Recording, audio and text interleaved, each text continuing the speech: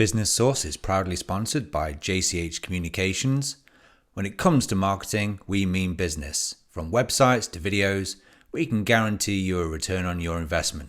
Take a look now on our website at our video, www.jchcom.com. Hi, and welcome to Business Source, brought to you by Connecting Business. And a huge thanks to our great sponsors over at JCH Communications. For all your digital needs, do get in contact with them. And onto the show that gives you authentic conversations to help your business. There's no smoke and mirrors, just real people sharing their experiences. I'm your host, Lee Nightingale, and today I'm joined by a fantastic and inspiring entrepreneur, Amy Siegfried. Amy is co-founder of Last Night's Game. Amy, welcome to the show. Hi, Lee. Thank you so much for having me here. I'm excited to be here today. Wonderful, thank you. I guess we should give a shout out to a wonderful platform called Podmatch, right? Which I'm fairly new to, but that's how we became known to one another. A great platform that brings podcast hosts together to help one another, and that's how we met, right? Right. It's been a great platform for us. Yeah, definitely. I mean, not to be confused with Match.com, of course. Which is... Totally different. This is purely Indeed. Podmatch. Absolutely. In COVID days, Podmatch might sound a little different. It might have a whole new meaning to us. Yeah, absolutely. Hey, Amy, I wonder if you could start by sharing a summary about last night's game. What's it all about? So last night's game exists for people who don't know a lot about sports but need to talk about them in a social situation. So the idea of last night's game came from my time working in Major League Baseball. I started as an intern, and so I was about 20 years old, and I brought one of my girlfriends with me to a game, and the guys are running off the field, and she said, "Well, why are they running off the field?" And I said, "They have 3 outs." And she said, "What's an out?" And not that there's anything wrong about not knowing anything about sports, that is perfectly fine. But what I realized is that, especially at a young age and in a male dominated workspace, she was missing out on a lot of conversations. And I really wanted to help empower her to be able to talk a little bit about sports, to have that conversation and just dive in. And sports is such a great way to break into a conversation and then turn it into something else you know. And so I had this idea of covering sports in a way that everyone wanted to talk about sports.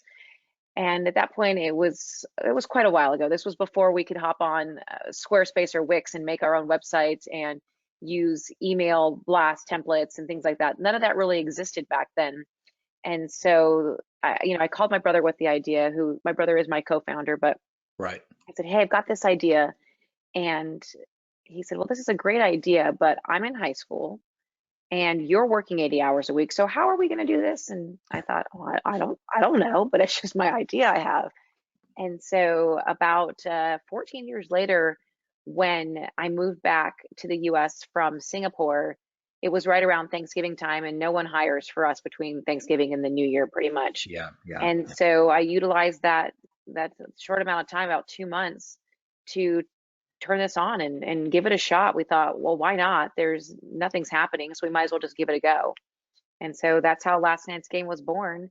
And so we take sports and cross it over with pop culture, so it makes it interesting and entertaining for everyone to read it. And we don't cover the scores and the stats; we cover the stories. Right. Okay. Because that the scores are probably the shortest part of a sports conversation, right?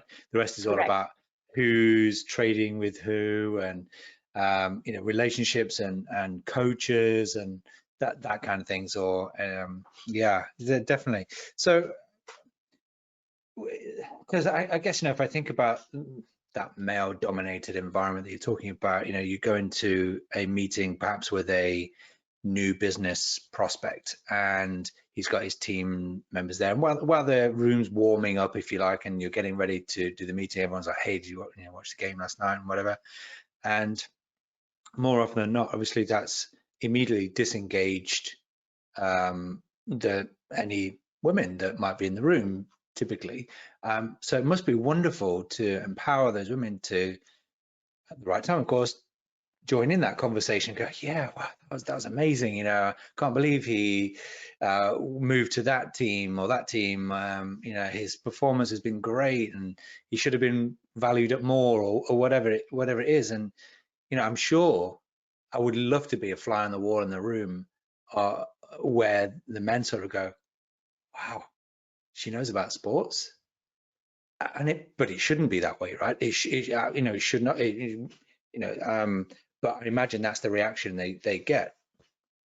Absolutely. And I think that is part of it. I think so much of it is learning a little bit of gaining some interest in the sport. And then as you begin to sort of pay attention to it, it becomes much more part of your everyday life.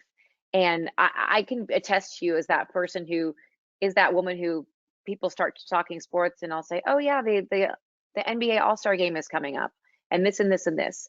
And it's really funny because you don't have to know that LeBron James and Kevin Durant are the captains of the team. That doesn't have to be anything interesting to you. Right. But what you might know is the NBA All-Star game is happening in Atlanta, and Atlanta's really nervous about this All-Star game because they don't want people showing up to party. They really don't want anything to do with it in the sense of they're nervous about about COVID. And so it's part of it is that conversation where you can then take the All-Star game and traveling during COVID and turn that into another conversation. And so but it is kind of funny to see that the air come out of the room a little bit. We were somewhere and this guy comes up to my husband and is talking sports, and he looks at the guy and goes, I'm not your guy. You need to talk to my wife. And the guy was just, it was just really funny because that stereotype still exists that women don't know anything about sports. And like I said, I don't think you have to know the score of the game or how many touchdowns someone threw or any of that stuff. You just know the stories around it, where then you can turn it into your own conversation, and that perception is still there that you know what's going on. There's a great story one of our readers wrote into me about a while back, and she lived in, we'll call it, cube land, right? This was before COVID actually.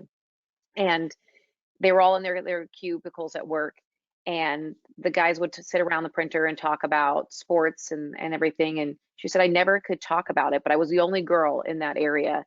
And she said they were talking about something after, and she started reading last night's game. And so one day she chimed in and said, oh yeah, I saw that, you know, what, I can't remember what it was, but she chimed in with what something, someone had a goal last night, whatever it was.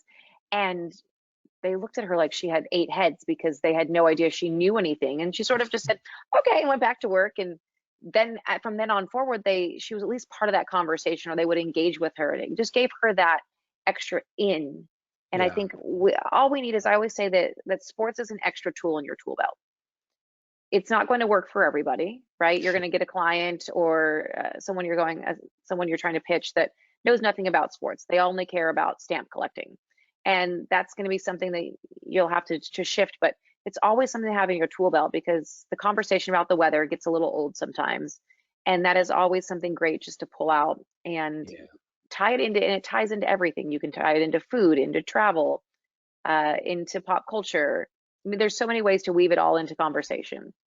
Absolutely. And my wife knew nothing about golf before we got together, and now it's great. She'll walk in the room, the golf's on, and she'll hear commentators say something like, "Oh, Ricky Fowler just made an eagle," and she'll go, "Oh, wow, that's amazing! Yeah, go, Ricky." So not only does she know who Ricky Fowler is, but she knows what an eagle is, because She's got one up on me. she's been picking up the terminology, Hmm. from having sat listening to the TV whilst Yeah. I'm watching it, and me being enthusiastic and sharing, go, wow, he just made eagle, and then she would way back go, what does that mean? And it's just slowly building up Well, do your that kind of thing. listeners know your secret career that you had before this? They do, yeah. They Okay, know because I I've have been a you on my caddy. list for things to talk, but life of a caddy. Happy to answer any of those questions. As you can see, it's one of those subjects that I could definitely talk about for hours, especially with some of the more recent dialogue going on about allowing professionals to use laser rangefinders to get the distance to the hole. So there's a flag stick, and Hmm. previously the professionals haven't been able to, in competition, be able to use these things, and now they're saying yes, you can. So what's the point in having a caddy? You know, is it just a bag carrier and all this kind of thing? So there's been huge debate That's interesting. about that. I have an interesting fun fact for you about golf. You know, Jim Nance, who is the voice of the Masters, he Yes, owns a winery or is a proprietor in a winery called The Calling. It's actually quite good wine. So if you nice. ever in the States and you see the Calling label, that's Jim Nance's wine.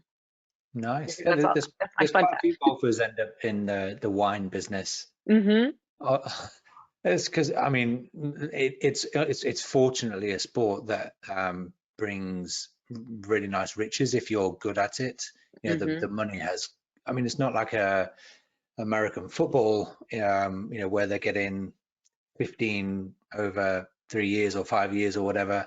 It's not quite that, but it can be. I mean, if you're in, certainly if you're in the top 10, top five, I mean, and you win the FedEx Cup, the final playoff within golf. If you win that, you get $10 million. But even then, that's split over like 5 to 10 years, depending on when you won it. So you don't get it all in one hit. But yeah, there's a lot of golfers certainly release wines or restaurants. It's because it's things that they know lots about because they've done lots of traveling all Hmm. around the world playing golf. You stay in hotels and you go to restaurants and you drink alcohol, generally speaking. So you become quite accomplished and I've you kind of always know what's good and what's bad.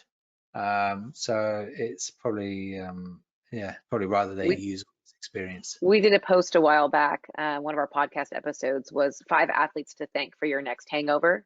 Because you're right, there are so many athletes involved in wineries and different distilleries. So it was interesting to read that. And there was actually a basketball player named Amari Stoudemire who played for the Phoenix Suns, and he used to take baths in red wine after he played basketball after games to help his muscles relax.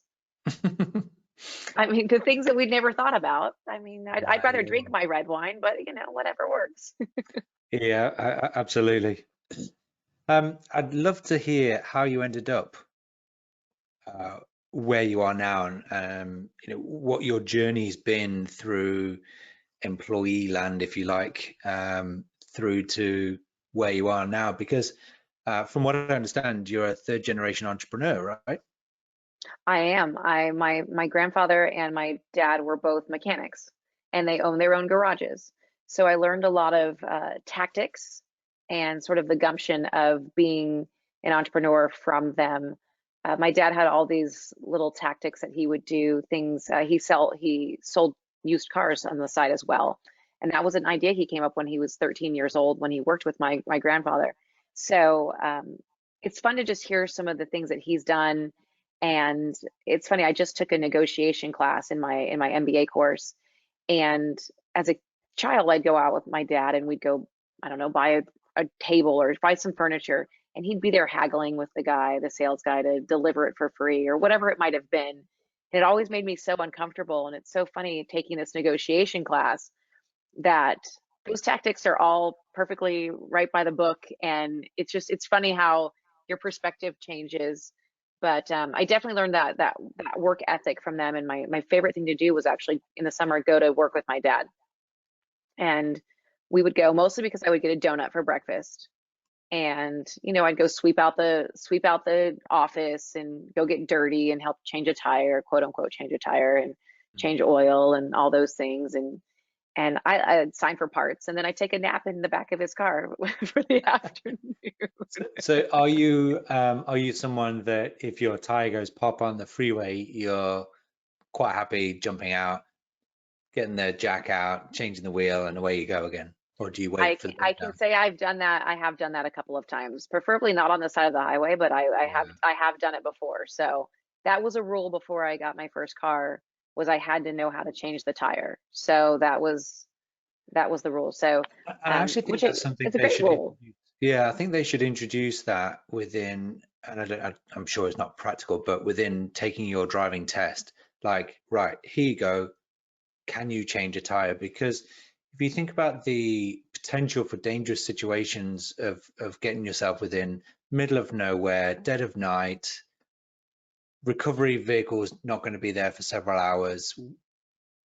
I mean, for the sake of like 20 minutes, somebody showing you for 20 minutes, half an hour, 1 hour of your life Hmm. maximum, how to change the wheel when you've got a flat, uh, to just get yourself out of that sticky situation. Right. And So, it's kind of like entrepreneurship, right? Where you know how to do it. And that's the thing with, I think, so much when you start a business too. Like, you know how to do it. Maybe you don't do it. Maybe you call and someone comes and fixes it for you, but you need to know how to do it. And that yeah, was kind of my thing when we started was I created our website, all those things because I wanted, A, I didn't want to spend a lot of money, but B, I wanted to know how to do it. I wanted to go in and be able to make the changes. I didn't want to have to go to a designer every time I needed to add a sentence or move yeah, a punctuation mark. And so that, I mean, it's a very similar model where it's just learn to be self-sufficient and maybe you'll be in the car with someone who will fix it for you, or you'll be able to, someone will pull over and help you, but know how to do it just in case things hit the fan, you need to be able to make those changes and you need to be able to do that. And so I don't know, it kind of, I feel like that was always sort of back to that jack of all trades, being able to do a little bit of everything. I'm mm, not going to go out and probably hot wire your car, but I can change your tire. So we're going to do a little bit there. great, yeah. Or the oil light comes on, you're like, okay, pop the hood, let me just pop some more oil in, and we're away. We're Right. fine. Yeah, The maintenance version. Yes. yeah, absolutely. Um, so what were you in prior to last night's game then? Because you mentioned Singapore, which is just one of the most humid places I've ever been to. Mhm. It's a whole nother story. What took you out there, and what were you doing prior to that? What field of work were you in? So I'll give you a quick little journey down the road. I did start in Major League Baseball, and I started in the community relations department and the foundation for the team I worked for, the Arizona Diamondbacks. And then I went over to Apollo Group, which is the parent company for University of Phoenix here in the States, and it's a private online university. It's gotten a bad reputation in the past couple of years, but I managed all their managed national partnerships for community outreach. So I entered the Chicago market and did all of our work in Chicago with things like Boys and Girls Clubs, the mayor's office and education programs, a lot of those types of programming. And then from there, it's funny, when I worked there, I went through 7 rounds of layoffs because they had started some things that happened in their reputation that kind of started to drive them down. And about 7 rounds of layoffs. I was part of that seventh round. And during my career at that point, I had people coming up to me and saying, "Hey, I really wish I could hire you to do events or partnerships, but I can't afford you."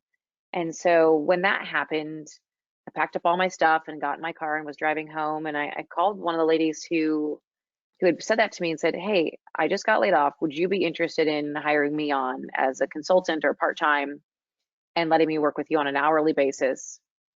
And we'll work through different projects." And so I ended up starting my own business and picking up 3 projects and worked on those for about a year and a half. And at that point, my boyfriend at the time he was getting relocated to Singapore. And so I kind of said to him, "Hey, I'm old enough to know what we both want. And I'm not doing this long distance. I've been there, done that." And so I actually dated a guy who lived in Northern England. So we have ties. There you go. Right. And so I did that long distance international before, and it was not fun. And so we moved to Singapore, and it took me about 9 months to find a job in Singapore because it's the process with your work visa, and Yeah. that's a whole nother can of worms. And it took me about 9 months to find a job that would get me through the visa process to get my own work visa.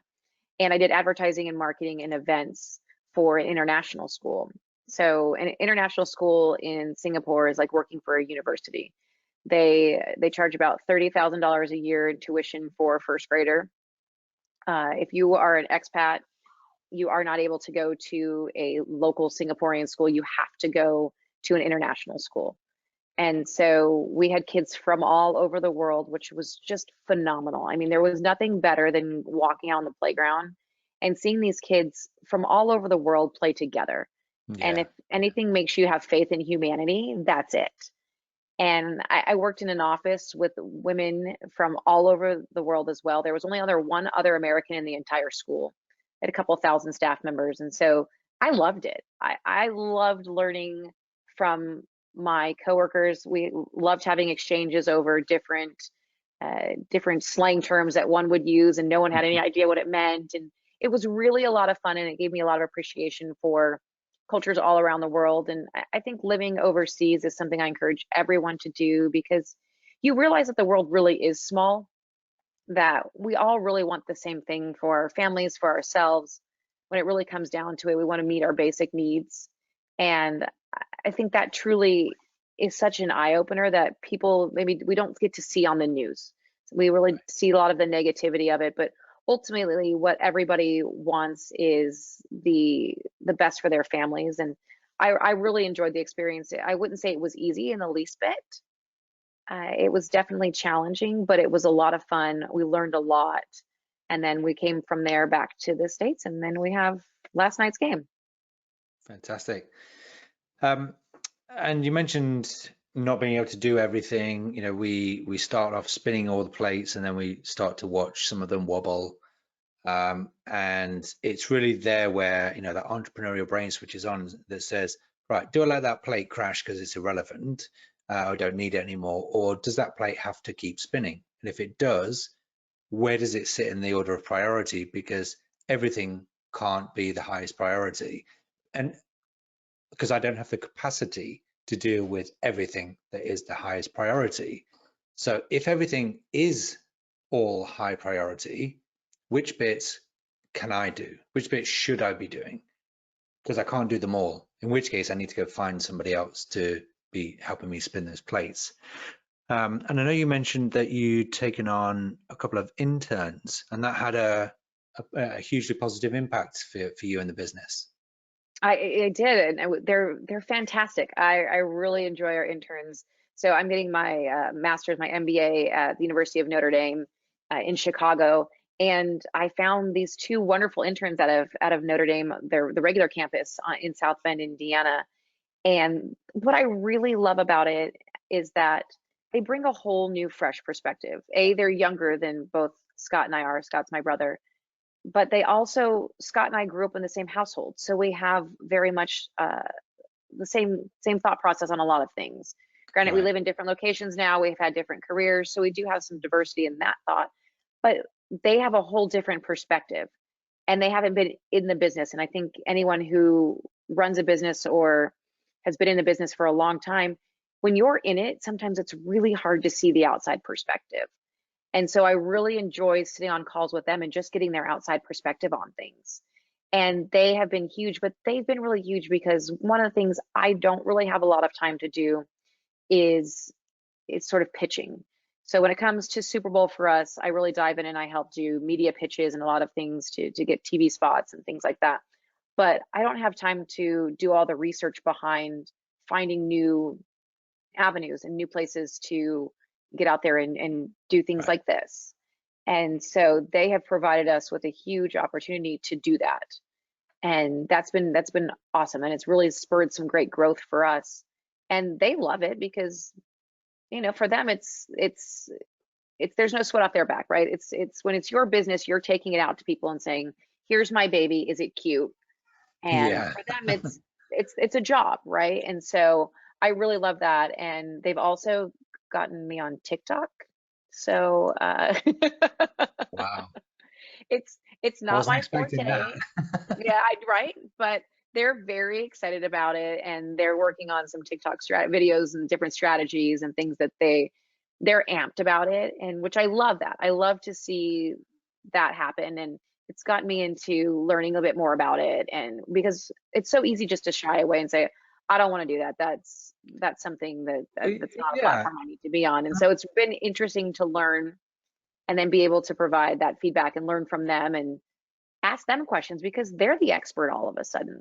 I may be able to give them career advice, Mm. but they're all of a sudden an expert in TikTok.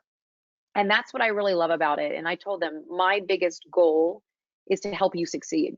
So you tell me what you need, because the most flattering thing that can happen to me is that you leave us to go take another job, because that means you've learned and you've grown and you've gained skills to go do something else. And Right. one of Yeah. our interns actually got we'll call it a big girl job in pharmacy. And I'm so excited for her that she's going to start in June. And that's fantastic. I love the fact that she's able to go and do that. And hopefully something that she's learned from us is something she can take with her. And when they started these pitches, I told them, look, the answer is always no if you don't ask.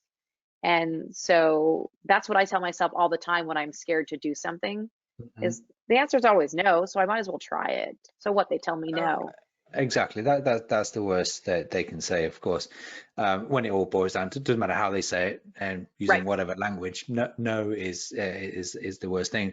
Um, and being open to new things, new ideas, new relationships, has really opened my eyes over the last 4 or 5 months while I've been running this podcast, for example, because I work from home, and therefore going out to networking events was a great way for me to interact with new people, and help grow the business. But with COVID, of course, that's now gone, and we can't.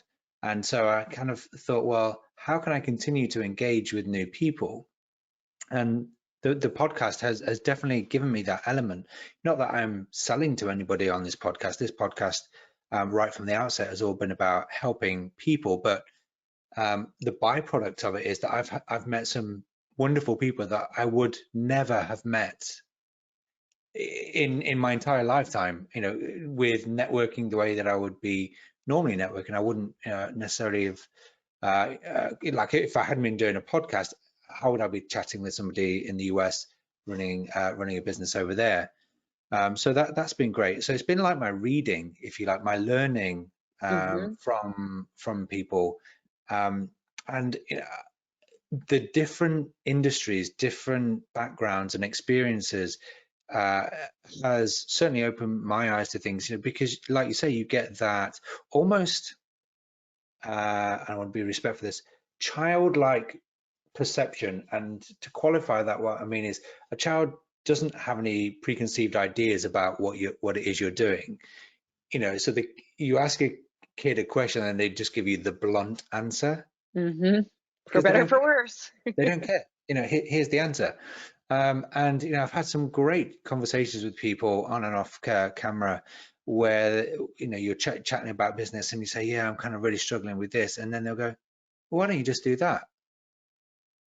And you're kind of thinking, well, blow me, I've been doing this for X number of years now, and I didn't think of that.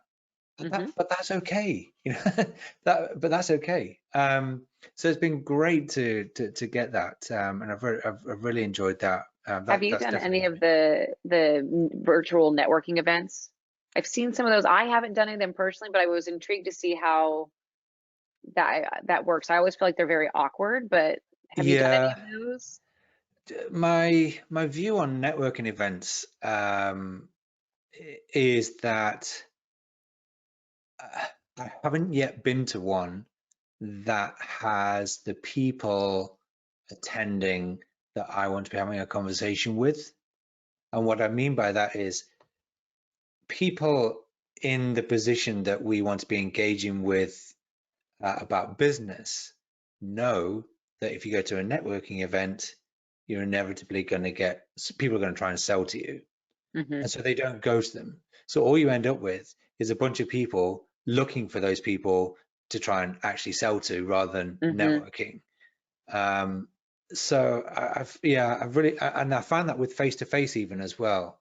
And or it's it's a person perhaps earlier on it, or right at the very beginning of their career, and they're like, right, I need to expand my network. I just need to connect with as many people as possible, kind of thing. And that's okay too, but not where I'm at in my career and what I'm looking to get from networking. So I haven't really had a great great experience with face-to-face networking and online. Yeah, How I about you? believe. It sounds like you've got some experience there. I, as much as I love small talk and I can dive in with anybody, the idea of walking into a room of a couple hundred people that I don't know is so intimidating. I'm usually the person that gets my name tag, goes and hides in the bathroom, comes back out. Okay, I can do this. But I agree with you. It's really interesting. I went to they do different startup weeks all over the country here, and I went to Dallas Startup Week and I walked into a room and it was easily 1,000 people, and clearly this was pre-COVID, and it was just the business card exchange. It was people walking up to you and saying, "Lee, it's nice to meet you. I'm Amy. Here's my business. Call me if you need paper clips." And it was, and I was, to me that was so ineffective. And the best networking events I've been to are where, you end up chatting somebody up next to the bar about your cocktail or whatever it might be, or how are you involved with this group, or have you this your first meeting. Those grow, I think, so much more organically than this, here's my business card, I'm just here to check off the box, check the box and give out, my boss said I have to give out 50 business cards and this is what I'm going to do. That doesn't do you any good, or drive that business. And I think that the networking is so much about making that connection of some sort, kind of going back to the sports type thing. But a group here, we do some angel investing, and a group here I'm involved with, they did a virtual networking event, and it was just weird. I mean that in the nicest way, but you were having a conversation, either a forced conversation went with someone like this, or there were 3 or 4 people and you're all trying to talk, and that was weird too. So I am looking forward to the getting back to seeing people in person and being able to make a true connection with someone that's maybe not a talking head. But don't think if I'm over in your direction, I'm not going to come visit you.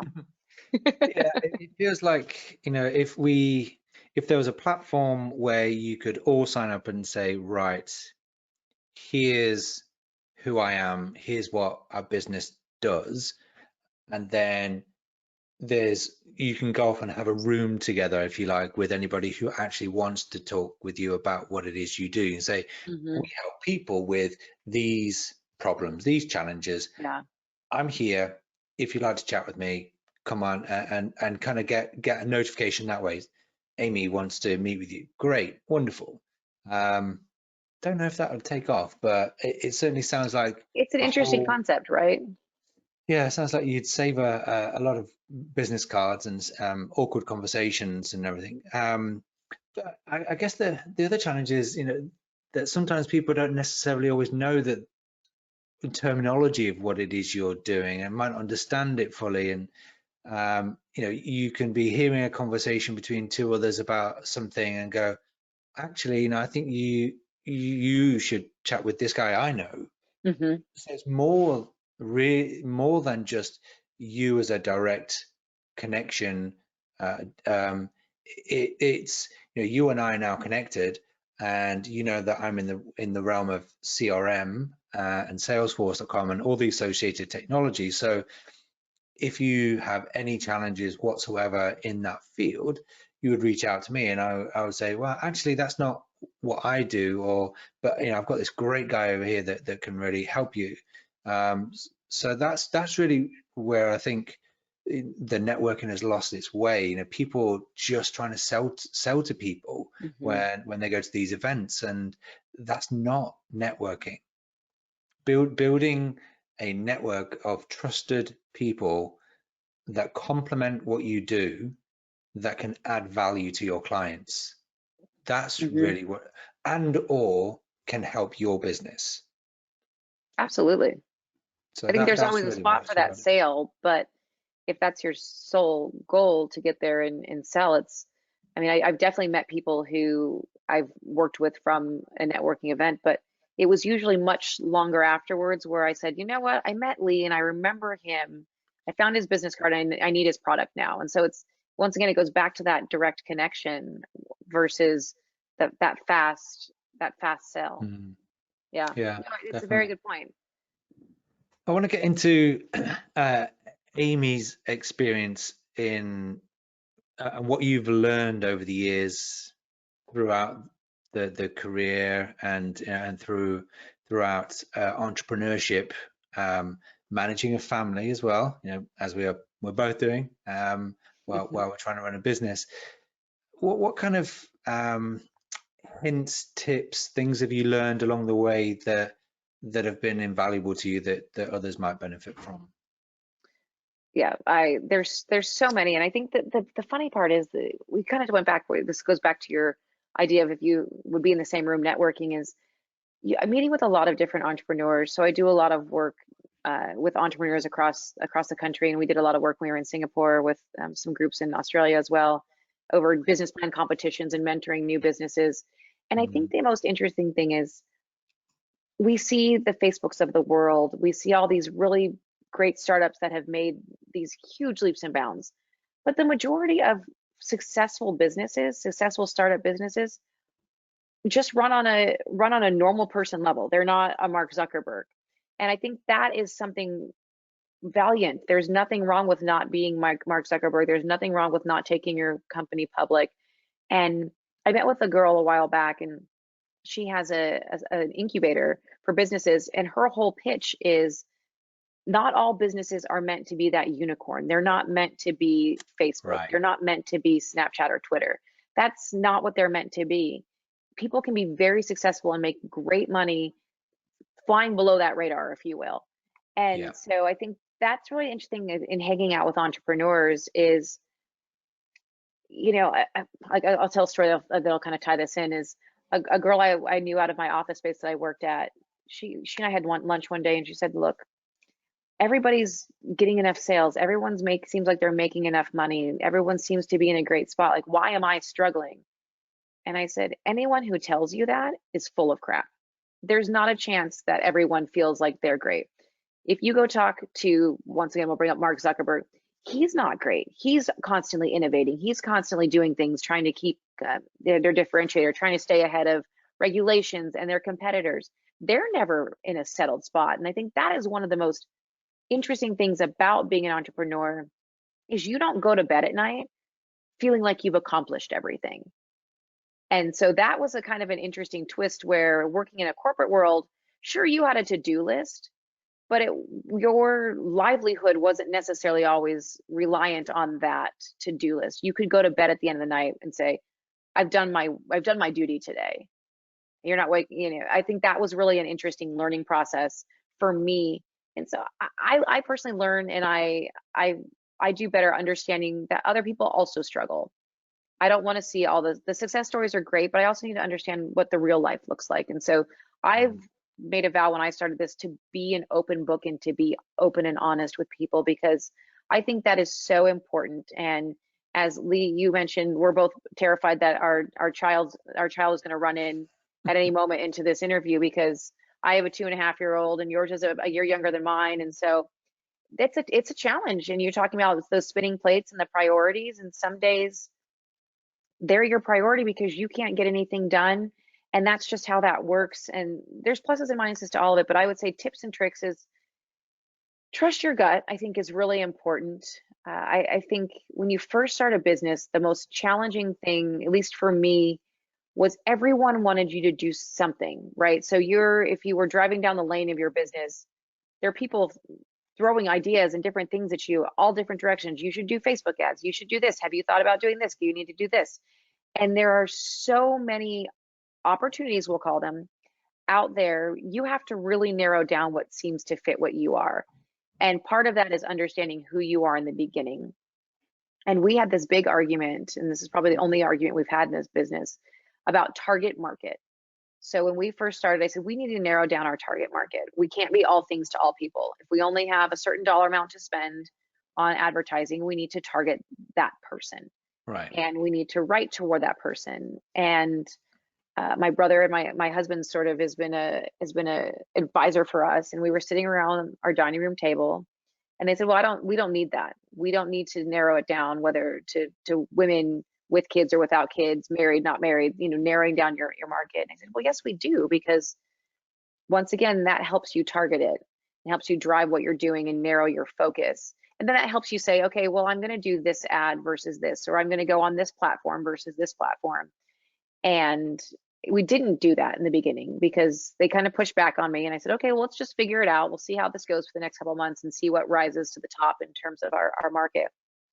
But let's be clear, there's nothing stopping opening back up once you've built Absolutely. momentum and that snowball is growing, right? Absolutely. And that's what it came down to. So we ended up being all things to all people.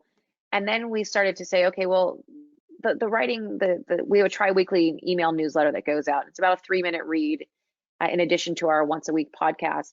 And the content in that email newsletter wasn't appealing to the people I wanted it to. I wanted it to appeal to women in management level or executive level positions that, like we said, need to have those conversations and are making those networking events. What I really realized is the younger women didn't realize they needed it. Those who found us and realized they needed it used it to great success in their level. So there's an But a lot of them, educational piece. right. And so they realized that was an opportunity, that last night's game was an opportunity for them to get ahead. It was one more tool in their tool belt. Hmm. And so that was an argument we had. And then we came back, we narrowed our focus, we started writing to those women, to our age group, our demographic, and it started growing. And so it was really funny that narrowing it down, you would think would narrow your market and narrow your exposure, but it actually started growing because people were getting there and it resonated with them. Right. And so what we decided, our primary and our secondary market are women between 35 and 46. And our tertiary market ends up being men in sales.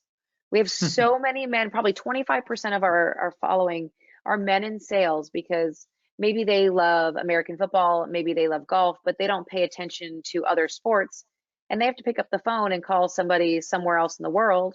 They need to know what's going on just a little bit. And so it's been kind of interesting to see how that market, even though we write for women and we are very much female oriented, that's not turning the men who need the information off. They're still showing up for it. So Right. it's been really interesting. And so I would say that the narrowing the target market is a huge thing, and then utilizing that to make decisions based on what your market wants.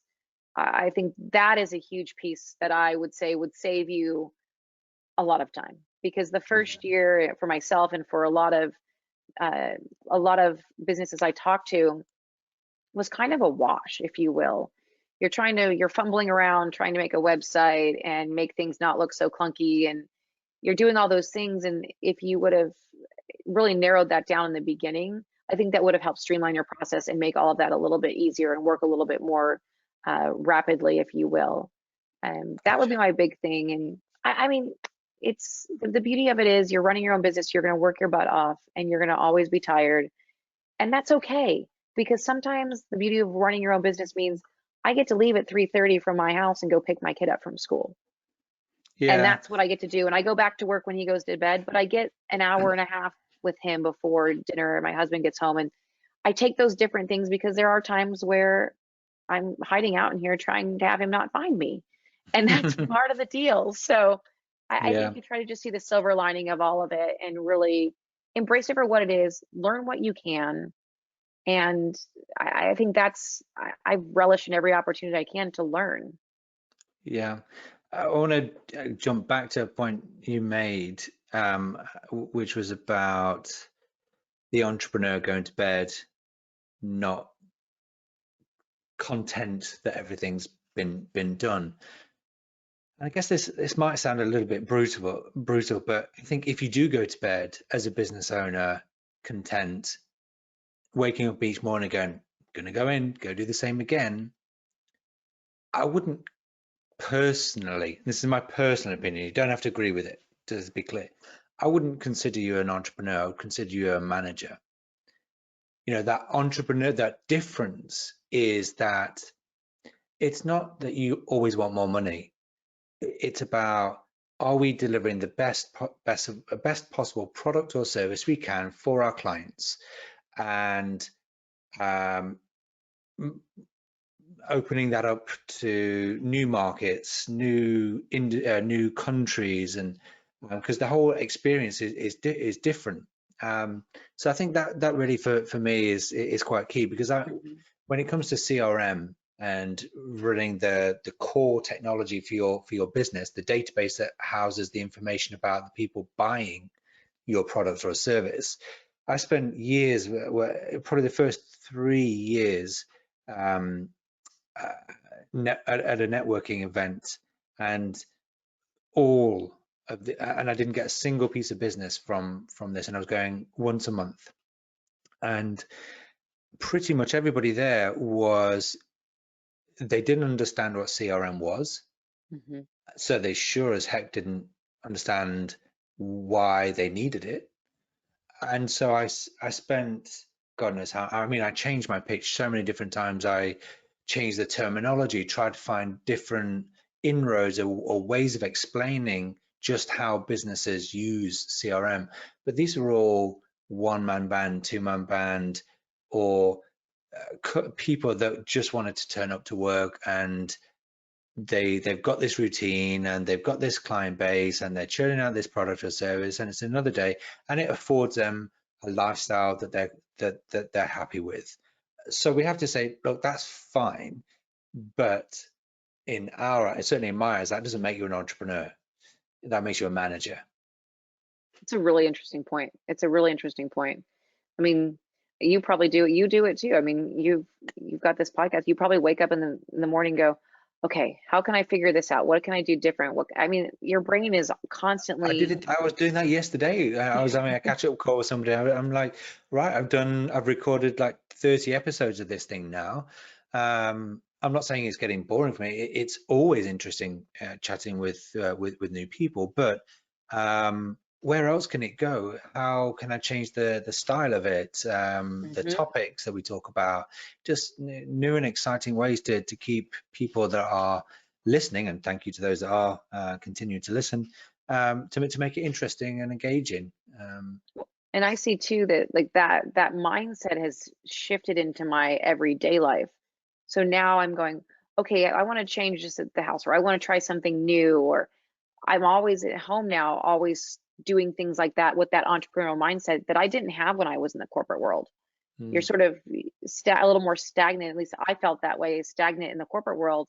That now, even in my, like I said, my home life, I'm always trying to change and move and flux and grow and all these different things. And it's really interesting to see how that's taken a turn into the personal life, not just a career, if you will. Yeah, absolutely. Amy, I'd like to finish off with things that you can share with our viewers and listeners. Typically, we do a books you've read, docu-series, films, whatever, people, websites, platforms, tech, things that have really helped you and inspired you, and that might be useful for other people. So you've got some things to share with us, I understand. I do. There's the first one I want to mention is this website called Business Chicks. And the founder has a great story because she said the first time she ever went to an event, she said, "Why are you dragging me to an event where they use the word chicks in the name? I don't want to go to this." And I would 100% agree that doesn't that with that story, but they do phenomenal content for working women and phenomenal content for even not working women. They're doing a Q&A with Diane von Furstenberg this week or next week. They're doing these great content things about making yourself the most powerful person in the room, different things that I feel, different chats that I feel that are huge and opportunistic for us to grow as women. There's great content, and I think that's I really enjoy that part about it. There's a lot from everyone I know who's involved in it. They're gleaning something different, but we're all looking at the same content, and that's a really great one. I really enjoyed that. Um, a book I I might picked be up. inclined to change the name, but then on the flip side, it might be, hey, why would you have that name? And then all of a sudden Mhm. you're hooked, right? They've got you. They're like, what kind of Right, people would name something Business Chicks? And they've got you. right, and that's her story. The founder story is so interesting. So she went to this event with her friend, and she met all these incredible women who were sharing tips and tricks and trades and all the things. And she looked at her friend and said, "I'm going to buy this organization." And she did. And she grew it to what it is now, this big international company that works with women all over the world. So it's fascinating. And the story itself is just fascinating. And the other one I would say is I'm going to screw up the title of it. Never split the difference. Never Split the Difference. Thank you. It's a negotiation book I picked up out of my negotiation class that I really enjoy. I feel like a lot of women I talk to, we were never really taught to negotiate. Women are always taught to be nice and kind and all those things. And so we were never really taught to negotiate. So I love this book because I also love the psychology behind people and why they do what they do. And so this book was a great combination of all of those things, of giving pointers on how to negotiate. And let's be honest, we all love a little extra money in our pockets. So if you can learn a few things out of that and benefit yourself somewhere along the line. Okay, you don't have to answer this, but do you think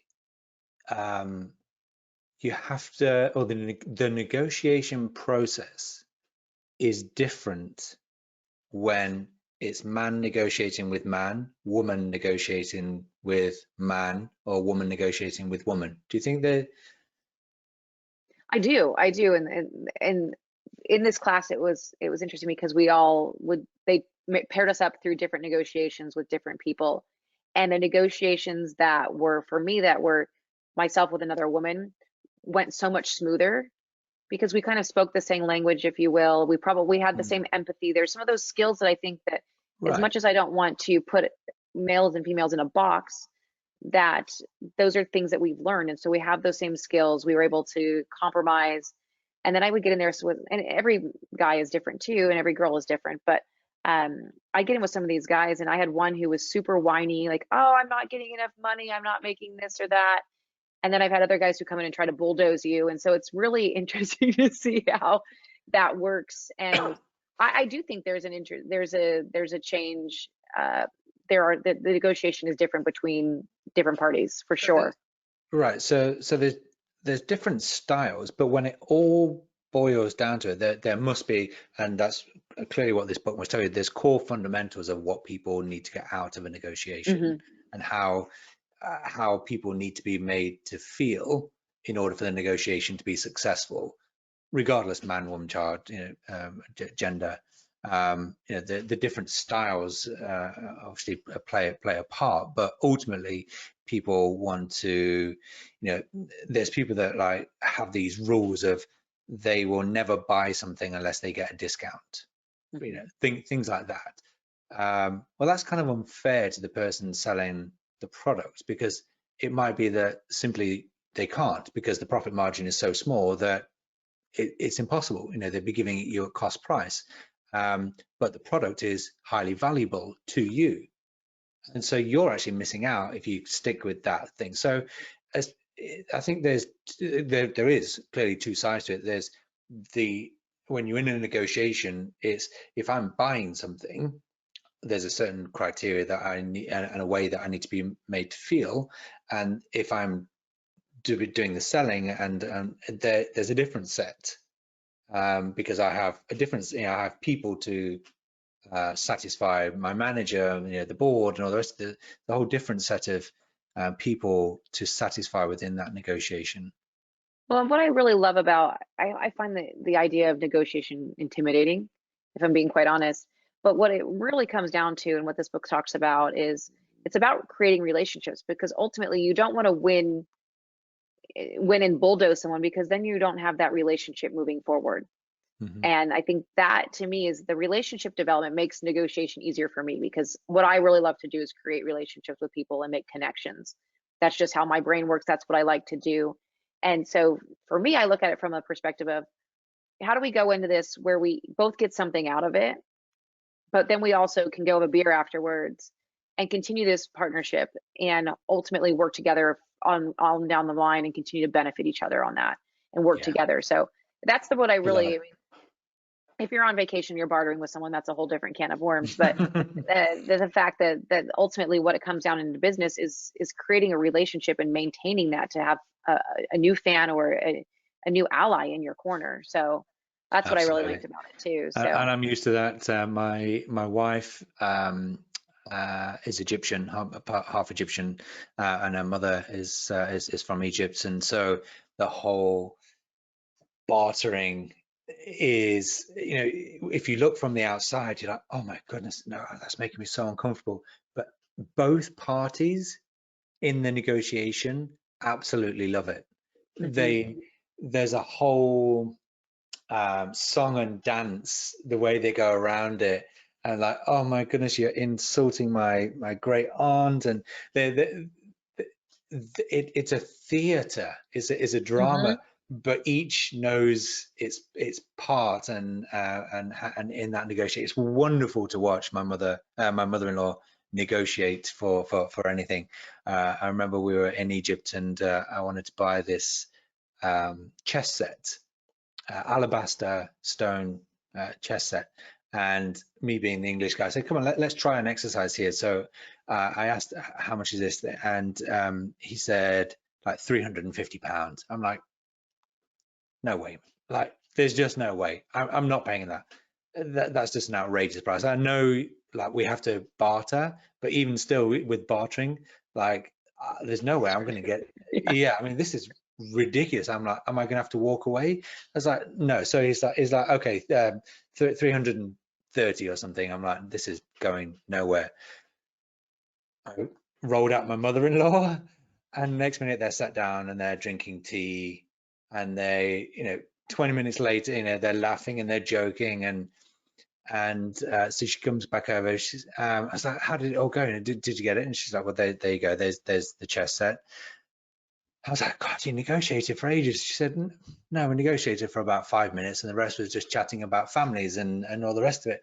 And she got it for like £60. Amazing.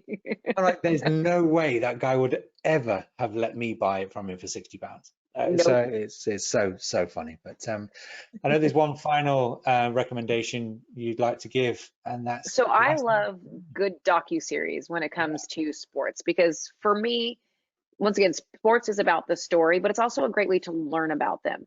And they don't even have to be they don't have to be nonfiction. I mean, you and I talked earlier about our love for Michael Jordan's Last Dance. Yeah, That show was fantastic. And great show. even if you don't care about basketball, it was fantastic. I learned so much, and his drive and his motivation, it gave me a new appreciation for him and the sport.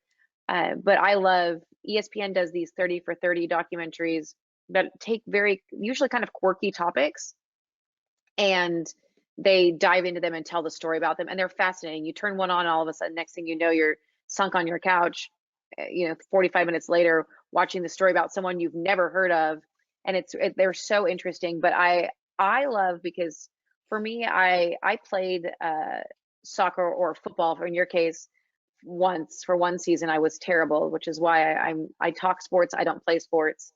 But I really enjoyed watching Ted Lasso, which was on Apple TV, and that series was great for me because for anyone who doesn't know, where they take an American football coach and drop him into a fake Premier League team, and he coaches this Premier League team, and it talks about relegation and all these things. And what I really loved about that is as football grows here, or soccer grows here, you're learning a whole new sport because the system in place, which I will fully admit, the European soccer system is there's a lot of different leagues and things that are confusing for those of us who don't dive into them all the time. But what I really loved about that is it brought people who watched that show came back to us and said, "Hey, can you write something up about different leagues and different how this works, and what does this mean? What does relegation mean? I don't understand." And what I love about that is while it's a fictional tale, it told people about the sport and gave people an understanding and a passion for that sport, because ultimately what we do when we learn a new sport or when we learn a new culture, whatever it is, we try to find those nuances that are the same, right? And college football here, we have tailgates, and I should say college American football here, we have tailgate parties and pre-gaming and all these different traditions, which I know you guys have too. And so it's fun to watch all that go together and pick Mm. out those things that resonate in all these sports that we're trying to relate to each other. And there's that one I really enjoyed. There's a couple, and there's one I'm gonna miss the name of, and it's on Netflix, and I think it's called Home Field or something like that.